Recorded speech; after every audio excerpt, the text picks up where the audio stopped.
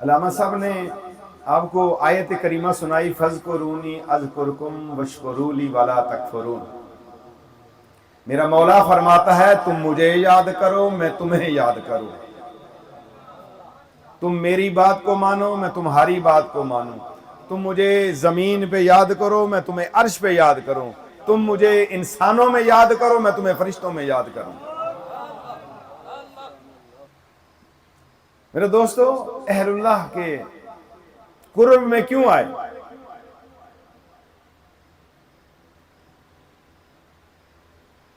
ہم آقا نبی کریم صلی اللہ علیہ وسلم کی بارگاہ میں کیوں جاتے ہیں؟ بیت اللہ شریف میں کیوں جاتے ہیں؟ طواف کیوں کرتے ہیں؟ صفا مروہ پہ سعی کیوں کرتے ہیں؟ اس کی کوئی وجہ ہے نا؟ اس کی وجہ یہ ہے راضی کرنا ہے، کسی بندے کو نہیں، کسی باس کو راضی نہیں کرنا، کسی افسر کو راضی نہیں کرنا، کسی بڑے کو راضی نہیں کرنا، اسے راضی کرنا جو زمین و آسمان کا مالک ہے، جس کی بادشاہی ہے، جس کا ملک ہے، جس کی حکومت ہے، جس کی زمین ہے، جس کا آسمان ہے۔ سارے نبی جس کی محبت کا نغمہ گاتے رہے ہیں، سارے ملائکہ جس کا ذکر کرتے ہیں، اسے راضی کرنے کے لیے آئے ہیں یہاں پر۔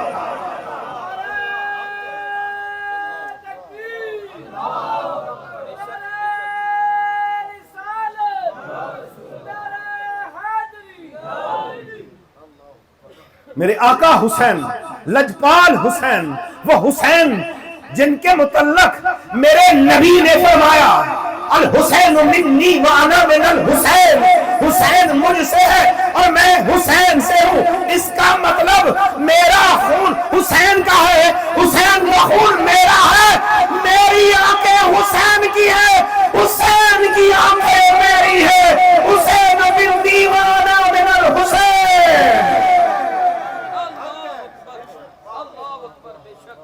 میں سوال کرتا ہوں، شب عاشور رات کا یہ سما جس سما میں اے زائرین امام بری سرکار کے قدموں میں آنے والوں، اس رات میں اور اس سنسان ریگستان میں حسین کس لیے آئے تھے؟ حسین یار کو منانے آئے تھے۔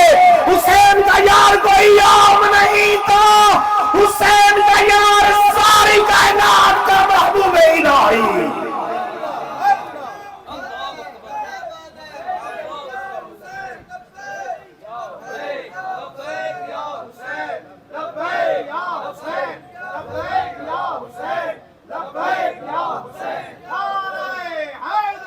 میرے آقا حسین رات کو ریگستان میں 10 دن کربلا کے اندر مدینہ سے مکہ اور مکہ سے کربلا سفر کیا اور اپنے سامنے سب کو ذبح کیا۔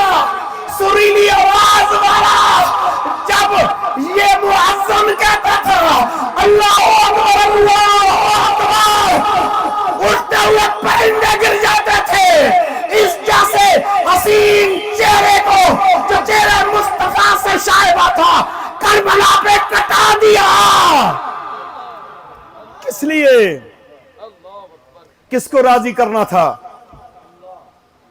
میرے دوستو، مولا کو راضی کرنا تھا، کیونکہ میرے حسین نے بتایا ہے کہ لوگوں تم زبان سے ذکر کر کے ذاکر بن جاؤ گے، تم دل سے ذکر کر کے ذاکر بن جاؤ گے، میں جسم کٹا کے ذرے ذرے سے اللہ کا ذاکر بن جاؤں گا۔ جی، میں اپنا جسم کٹا کے ذرے ذرے سے اللہ کا ذاکر بن جاؤں گا۔ کیوں نہ بنتا؟ وہ سلطان الاولیاء ہے، امام الذاکرین ہے، امام الکاملین ہے، امام الرافعین ہے، امام العابدین میرا حسین کربلا میں منانے کے لیے، راضی کرنے کے لیے مولا کے لیے آیا۔ فَاذْكُرُونِي أَذْكُرْكُمْ، تم مجھے یاد کرو میں تمہیں یاد کروں۔ میرے لجپال حسین نے مولا کو ایسے یاد کیا اور قیامت تک لوگ کہتے رہیں گے حسین حسین تیرے احسان کے شکریہ ادا کرتے ہیں، تو نے ہمیں ظلم سے بچا لیا۔ تو حسین نے اللہ کو راضی کیا، میرا وہ حسین جس کی راہ پہ چلنے کے لیے لوگوں نے دعا مانگی اور اس راہ پہ چلتے چلتے ولی اللہ بن گئے، کیوں نہ بنتے؟ قرآن کہہ رہا ہے اہدنا الصراط المستقیم۔ میں نے پوچھا میرے مرشد مجھے بتا صراط مستقیم کیا ہے؟ میرے مرشدی نے فرمایا حسین کے قدموں کے پیچھے چل پڑنا صراط مستقیم ہے۔ اہدنا الصراط المستقیم کا سہرا حسین ہے۔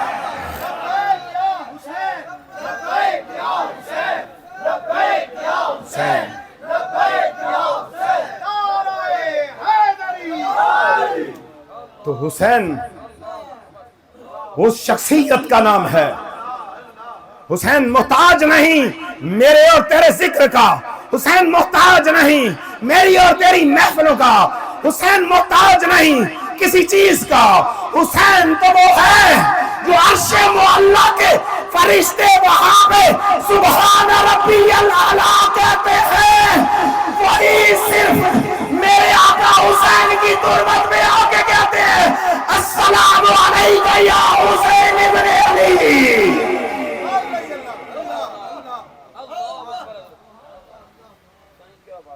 میرے آقا حسین کا نام کیونکہ اس حسین کا ایک بیٹا اس نور پور میں ہے، فاطمہ کے آنکھوں کا وہ خوبصورت تارا، علی کے دل کا چین، دوش رسول پہ سوار ہونے والے حسین کا ایک بیٹا عبداللطیف کاظمی بڑی امام کے اندر موجود ہے، نور پور شاہ کے اندر موجود ہے۔ اس نے اس طرح اللہ کا ذکر کیا، ان پہاڑوں کے اندر، ندیوں کے اندر، جنگلوں کے اندر، ہر جگہ میں میرے مرشد نے اس طرح ذکر کیا کہ اس رات میں ہم بیٹھ کے مرشد کا ذکر کر رہے ہیں اور ہم خود نہیں کر رہے، اس نے مولا کو بنایا، مولا نے ہمیں اکٹھا کیا۔ لوگوں فاذکرونی اذکرکم، اس نے میرا ذکر کیا ہے، تم بھی اس کا ذکر کرو۔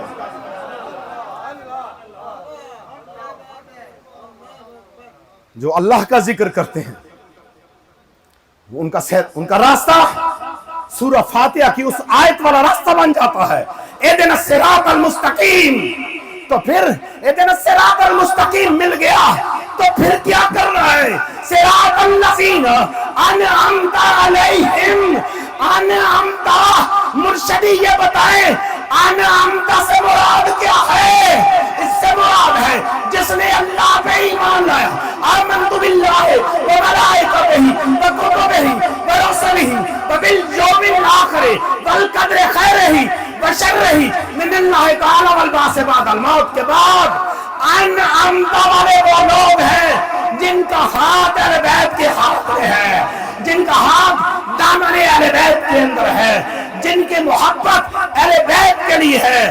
سورہ فاتحہ میں خوشخبری سنا رہی ہے، انعمت علیہم، پتا چلا محمد و علی فاطمہ حسن و حسین انعمت علیہم والے ہیں۔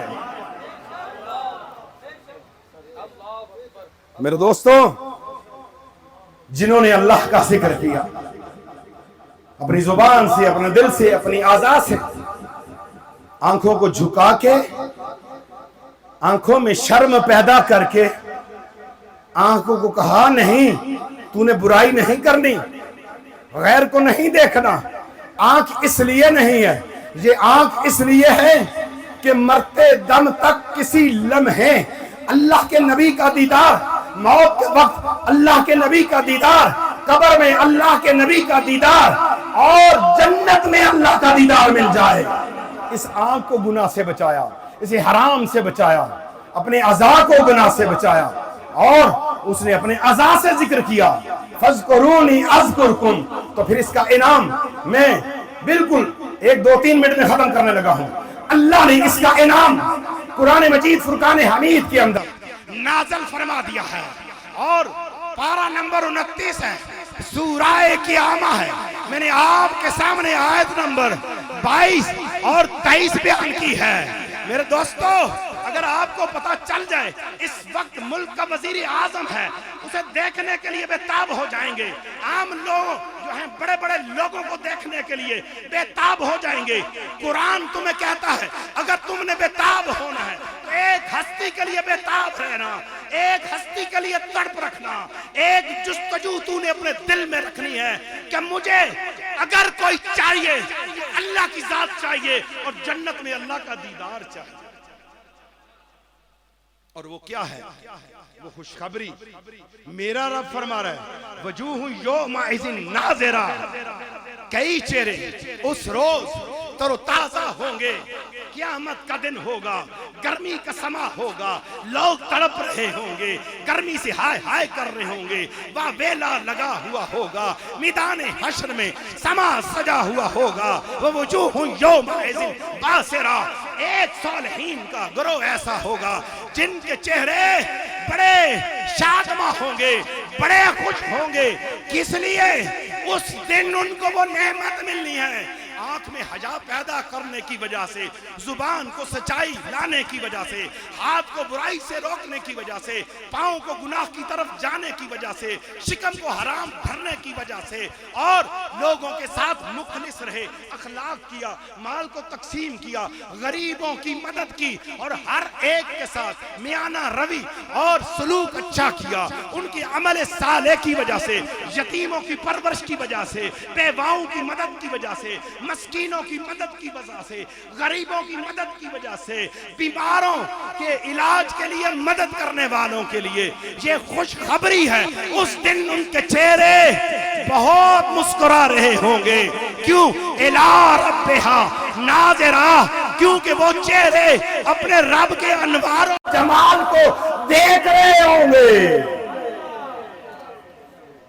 دنیا میں کسی حسین کو دیکھیں تو بندہ کہتا ہے بھائی میں نے اس جیسا حسین نہیں دیکھا۔ وہ سب حسینوں کو بنانے والا، اور زنان مصر نے جناب یوسف کو دیکھا اور فنا ہو گئی، انگلیاں کاٹ لی۔ یوسف کو بنانے والے حسن کا کیا عالم ہوگا؟ اس کی دعوت دے رہا ہوں، اس محبت کی دعوت دے رہا ہوں، میں اس کی طرف دعوت دے رہا ہوں۔ قرآن کی دعوت ہے، سورہ قیامہ کی دعوت ہے، پارہ نمبر 29 کی دعوت ہے، قرآن مجید فرقان حمید کی دعوت ہے، الحمد سے والناس تک کے ہر لفظ کی دعوت ہے۔ یہاں پہ اس کی تفسیر ہے الی ربہا ناظرہ، وہ چہرے جو دنیا میں تڑپ رہے تھے، وہ دل جو دنیا میں تڑپ رہے تھے، اللہ کے دیدار کے اندر غرق ہو جائیں گے، بے ہوش ہو جائیں گے۔ پھر انہیں دوبارہ ہوش لایا جائے گا، انہیں کہا جائے گا جنت میں جاؤ، کہیں گے جنت میں نہیں جانا، ہم دوبارہ اللہ کا دیدار چاہتے ہیں۔ اللہ اپنے فضل و کرم سے ان کے دل پہ سکینت کو نازل کرے گا، اور پھر وہ جنت میں جائیں گے، اور پھر جنت کے جنتی غذائیں اور کھانے طرح طرح کے ہوں گے، اور نعمتیں ہوں گی، اور ایک ہر ہفتے میں اعلان ہوگا لوگوں آ جاؤ پھر اسی میدان کی طرف، آج پھر مولا کا دیدار ہونا ہے۔ سارے اپنی نعمتوں کو، اپنے غلاموں کو، اپنی حوروں کو، اپنے ساز و سامان کو، عیش و عشرت کو، لباس کو بھول کے چل پڑیں گے، دوڑ پڑیں گے، کوئی خبر نہیں ہوگی کدھر جا رہے ہیں، بس ایک ہی پتہ ہے الی ربہا ناظرہ، اللہ کے دیدار کا اعلان ہو گیا ہے، اللہ کے دیدار کا اعلان ہو گیا ہے، اللہ کے دیدار کا اعلان ہو گیا ہے۔ الی ربہا ناظرہ، اللہ کے دیدار میں، اللہ کرے اے ظاہرین امام بری سرکار، میں اور آپ بھی اس دیدار کرنے والوں میں شامل ہو جائیں۔ میرے دوستوں، اللہ تبارک و تعالی نے ہمیں تھوڑے سے وقت کی یہ زندگی دی ہے، اور میرے آقا نے تو واضح فرما دیا ہے اور کھول کے بیان کر دیا ہے جو اس کے ذمہ تھا انہوں نے امت تک پہنچا دیا. ثم ان علینا بیانا, میرے نبی نے بیان کر دیا سارا کچھ, جو کچھ ان پہ نازل ہوا قرآن میں یا دل میں القاء ہوا یا خواب دیکھی, اپنے عمل سے پوری انسانیت کا پیغام دے دیا. ہمیں اب جو ہے اس کی اتباع کرنی ہوگی. اور اس کی اتباع کیا ہے کہ ہم اس قرآن کی تلاوت کریں. وہ قرآن جس سینہ عطر پہ نازل ہوا وہ کتنی شان والا ہے, وہ کتنی عظمت والا ہے. ان علینا جمعہ و قرآن, اس قرآن کی فضیلت میں کیا بیان کروں جو سینہ مصطفیٰ پہ نازل ہوا. وہ اس لیے نازل نہیں ہوا کہ ہم اس کو بند کر کے رکھ دیں. یہ قرآن میں پاک دیکھ رہے ہیں, یہ تمام لگے ہوئے ہیں. میرے کئی قرآن پاک جو ہیں وہ سائیڈوں سے استعمال ہو کے رکھ دی کہ میں کہتا ہوں کہ میری شہادت دے دیں. اگر کامیابی چاہتے ہو, جس رب کے نظارے کی دیدار کی بات کی ہے, اس کا حکم ہے کہ قرآن کو پڑھو, اس قرآن کو پڑھو. اور پھر اس قرآن کا پڑھنا اور پھر فتاب قرآن, قرآن کی اتباع ہے. جس نے پڑھا پہلے وہ میرے نبی کی زبان ہے, اس نبی کی بھی اتباع اور قرآن کی بھی اتباع. اور میرے نبی نے تو واضح کہہ دیا ہے, جنت و جہنم کا بتا دیا, حلال و حرام کا بتا دیا, فرائض و واجبات کا بتا دیا, جائز و ناجائز کا بتا دیا, ہر چیز کھول کے بیان کر دی. ثم ان علینا بیانا, ہر چیز بتا دی ہے, ہر چیز بتا دی ہے. اور اس پہ عمل کرنا میرا اور تیرا کام ہے. آخرت کے بارے میں ہم نے کبھی فکر نہیں کی. ہم بہت تباہی کی طرف جا رہے ہیں میرے دوستو. ہم نے اپنے اللہ کو بھلا دیا ہے, اور وہ اللہ جس نے مرد اور عورت کو پیدا کیا, جس عورت سے محبت کرتے ہو, اس سے پیدا ہونے والے بچوں سے محبت کرتے ہو, اس عورت اور مرد کو پیدا کیا. فَجَعَلَ مِنْهُ زَوْجَيْنِ الذَّكَرَ وَالْأُنثَى, قرآن یہ کہہ رہا ہے. پھر اس سے دو قسمیں مرد اور عورت پیدا کیے. اور اللہ تبارک و تعالی کی قدرت کاملہ ہے, اور وہ پھر کیا کرے گا, اس کی قدرت ہے. اس نے اس دنیا کے بعد ہمیں مار دینا ہے, پھر دوبارہ زندہ کرنا ہے. جو ہم کام کرنے آئے ہیں اس کے بارے میں میرے رب نے پوچھنا ہے. وہ کام ہم کرنے کیا آئے. میرے امام بری سرکار کے اس در پہ آنے والوں, اللہ تبارک و تعالیٰ نے مجھے اور آپ کو جو زندگی عطا فرمائی ہے, اس کے متعلق قرآن میرے سامنے کھلا ہے. اللہ فرما رہا ہے, تبارک الذی بیدہ الملک وہو علی کل شیء قدیر الذی خلق الموت والحیات لیبلوکم ایکم احسن عملا. منزہ و برتر عالی شان پاک پروردگار ہے, جس کے قبضہ قدرت میں سارے جہانوں کی زندگی ہے. وہ علی کل شیء قدیر ہے, جس نے پیدا کیا. الذی خلق الموت, جس نے موت کو تخلیق کیا. والحیات, جس نے زندگی بنائی, حسن بنایا, جمال بنایا, زندگی کے آثار بنائے, زندگی کے لیے روح بنائی, جسم بنایا. والحیات کے اندر سر کی چوٹی کے بال سے لے کے ناخن تک کے لیے انسان کی خلقت کو والحیات میں بیان کر کے اللہ نے بتایا لیبلوکم ایکم احسن عملا. میں نے تیری زندگی اس لیے بنائی, موت اس لیے بنائی, ذرا دیکھوں تو صحیح تو کیا کیا کام کر کے میرے پاس آتا ہے. اچھے کام کرتا ہے یا برے کام کرتا ہے, فحاشی کرتا ہے, گانے سنتا ہے, ڈرامے دیکھتا ہے, زنا کرتا ہے, شراب پیتا ہے, سود لیتا ہے, رشوت لیتا ہے, غیر عورتوں میں جانا پسند کرتا ہے. تو کیا کیا کام کرتا ہے. میں نے تمہیں احسن عمل کے لیے پیدا کیا.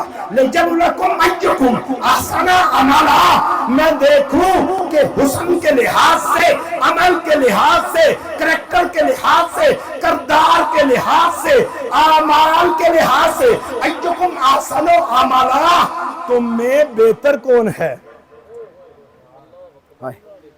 تم میں بہتر کون ہے. اللہ نے مجھے اور آپ کو اتنے بڑے بڑے کاروبار نہیں کرو, کاروبار اتنے بڑے بڑے بنگلے بنانے نہیں, بناؤ.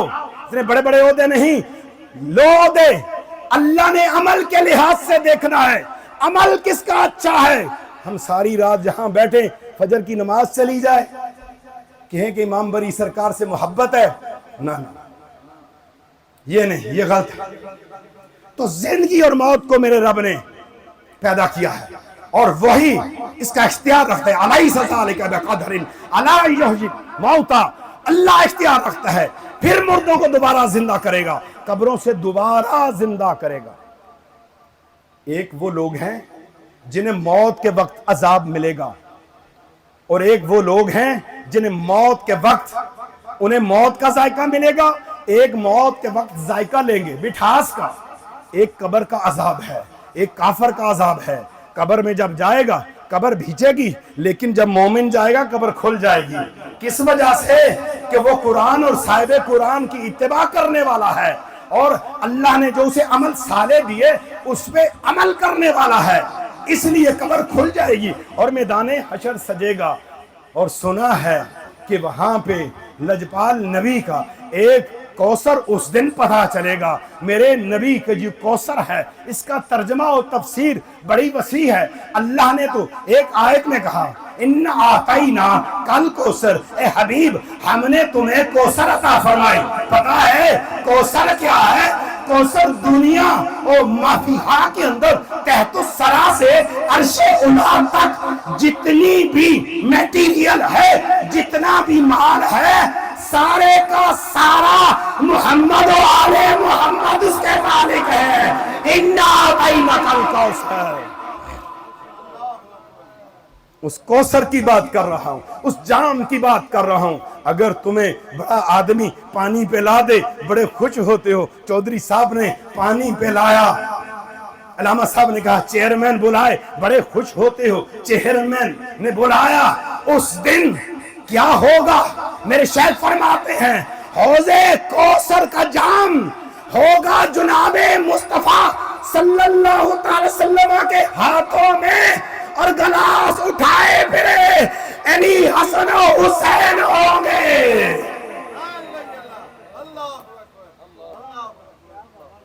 اور ایسے لگیں گے کہ ہاتھوں میں تیرتا ہوا سمندر، اور سمندر پہ موتی ہے۔ کیا شان ہے حسن و حسین کی۔ اس جام کوثر کو اگر پینا ہے میرے دوستو، آؤ پھر قرآن و سنت کی اتباع کر لیں، شریعت مطہرہ کے مطابق زندگی بسر کر لیں۔ اپنی بیٹیوں کو پردہ سکھاؤ۔ پردہ، بے پردہ عورتیں پیروں کے پاس بھی بے پردہ، بازاروں میں بھی بے پردہ، درباروں میں بھی بے پردہ۔ یہ پردہ بہت ضروری ہے۔ جو پردہ نہیں کرتا وہ خود بھی ہلاک، باقیوں کو بھی ہلاک۔ آپ اپنے بزرگوں سے محبت کرو، محبت میں اتنے آگے نہ جاؤ کہ پھر کام گڑبڑ ہو جائے۔ محبت جو بھی دنیا میں کرو گے قرآن و سنت کے تابع محبت کرو گے۔ مولا سے محبت کا کوئی حد نہیں ہے، جتنی چاہو کرو، جتنی مرضی تعریف کرو۔ مرشد رہنما ہے، ہادی ہے، ادب کرو، آپ پیار کرو، علماء سے پیار کرو۔ پردہ پیر اور مریدنی میں بھی ہے، یہ لازمی کرو۔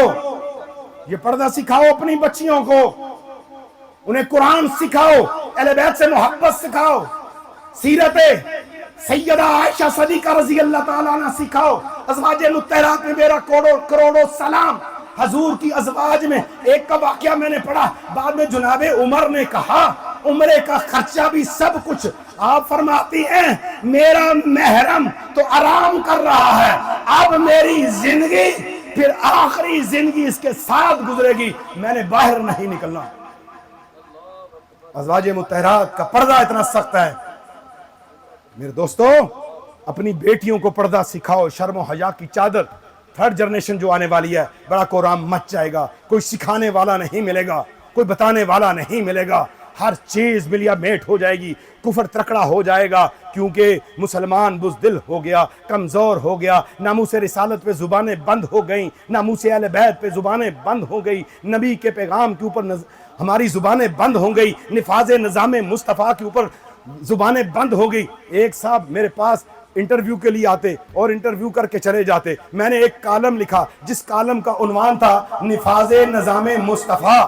تو جب انہوں نے پڑھا اور سارا ٹائٹل دیکھا انہوں نے کہا میرا اخبار بند ہو جائے گا حضرت صاحب، میں یہ نظام مصطفیٰ کا مضمون نہیں لگا سکتا۔ اسلامی جمہوریہ پاکستان میں اگر نفاذ نظام مصطفیٰ کی بات نہ کی جائے تو پھر بات ختم ہوتی ہے۔ میرے امام بری سرکار جب اسلام آباد نہیں تھا، یہ جو ہے بالکل جہاں پہ کفر تھا، جہاں پر اندھیرا تھا، یہ چور پک تھا، میرے امام بری سرکار نے وہ اوپر لوہے دندی کے اوپر اس پتھر پہ ہاتھ مار کے کہا تھا یہ ہے اسلام آباد۔ جی 450 سال پہلے اعلان کر گئے، اور اس اسلام آباد میں نظام مصطفیٰ کی بات نہ کرو۔ میرے دوستو 14 اگست گزری جس کے لیے ہماری ماؤں کی، میری اور آپ کی چونکہ وہ بڑی ہیں، ماؤں کی ان بہنوں کی عزتیں لوٹی، بلکہ یہاں تک جب کافر ان کی عزت لوٹنے آئے، ہندو اور سکھ مل کے مسلمان بیٹی کی عزت لوٹنے آئے تو انہوں نے دریاؤں میں چھلانگ لگا کے اپنی جان کو بچایا ہے۔ لیکن ہائے میں 14 اگست والے دن گاڑی میں بھی آ رہا تھا، سفر میں روحانی دینی دعوت کے سفر میں تھا، جب میں آیا تو ایک بیچارہ جس کے ساتھ بیوی پیچھے بیٹھی ہوئی ہے وہ بیچارہ آیا اور اس نے بعد میں بتایا میری بیوی بیمار تھی، میں اسے ہسپتال لے کے جا رہا تھا، میں ان اوباشوں میں پھنس گیا اور اس کی بیوی نے یہاں پر پرس رکھا ہوا تھا وہ اس طرح کاٹا چھینا کہ اس کا بازو بھی زخم ہو گیا۔ اور پاکستان اس لیے بنا تھا، اقبال نے تمہیں روح اس لیے دی تھی، علماء نے دو قومی نظریہ اس لیے پیش کیا تھا کہ 14 اگست میں تم اس ملک میں بسنے والی عورتوں سے مال چھینو، عزتیں چھینو، زخمی کر دو، اس لیے تھا تم بڑے بڑے بگل مارو اور بیماروں کو، ہاسپٹل والوں کو اذیت دو۔ نہیں، پاکستان اس لیے بنا تھا کہ پاکستان کے بات ہوگی تو لا الہ الا اللہ محمد الرسول اللہ کی بات ہوگی۔ یہ بات ہمیں نظر نہیں آ رہی اور بات ممبروں پہ کی نہیں جاتی۔ قادیانیوں کی بات بند ہے بھائی، نہیں کرنی۔ قادیانیوں کو بھی لوگ بھائی کہتے ہیں، بد عقیدہ لوگوں کو بھی بھائی کہتے ہیں۔ اور میرے دوستو ہم اس کے غلام ہیں جو میرے نبی کا غلام ہے، جو میرے نبی کا وفادار ہے۔ ہم اس کے غلام ہیں جو میرے نبی کے 4 یاروں کا غلام ہے۔ ہم اس کے غلام ہیں جو میرے نبی کے صحابہ کا غلام ہے۔ اور بھائی ہم اس کے غلام ابن غلام ہیں جو اہل رسول کا غلام ہے، اہل بیت کا غلام ہے، کیونکہ اس کی محبت تو اللہ نے قرآن میں بتائی ہے، قُلْ لَا أَسْأَلُكُمْ عَلَيْهِ أَجْرًا إِلَّا الْمَوَدَّةَ فِي الْقُرْبَىٰ۔ اہل بیت سے محبت کرنے والوں کے ہم غلام ہیں۔ آؤ ہم اس ملک میں تعمیر نو کا عزم کریں۔ اس پہلی نشست عرس امام بری سرکار کے موقع پہ آج ہم تجدید عہد کریں کہ ہم نے قرآن پڑھنا اور پڑھانا ہے، سنت سیکھنی اور سکھانی ہے، حدیث پڑھنی اور پڑھانی ہے، شریعت کو پڑھنا اور پڑھانا ہے، کربلا کو پڑھنا اور سمجھنا ہے، فلسفہ شہادت حسین کو سمجھ کے پھر کافر کے مقابلے میں جہاد کے لیے تیار رہنا ہے، کیونکہ بزدل مومن نہیں ہو سکتا، جو بزدل ہے وہ ولی اللہ نہیں ہو سکتا۔ مومن کی کوالٹی یہ ہے کہ وہ دلیر بھی ہو، بہادر بھی ہو، پاکیزہ خون والا بھی ہو، پاکیزہ دودھ والا بھی ہو، اور جب نبی کی بات آئے تو سینے کے بٹن کھول دے، ویسے کھولنے منع ہے، سینے کے بٹن کھول دے، بازو چوڑے کر کے کفر کو بتائے ہاں محمد عربی کے غلام ہیں، ہاں محمد عربی کے غلام ہیں، ہاں محمد عربی کے غلام ہیں۔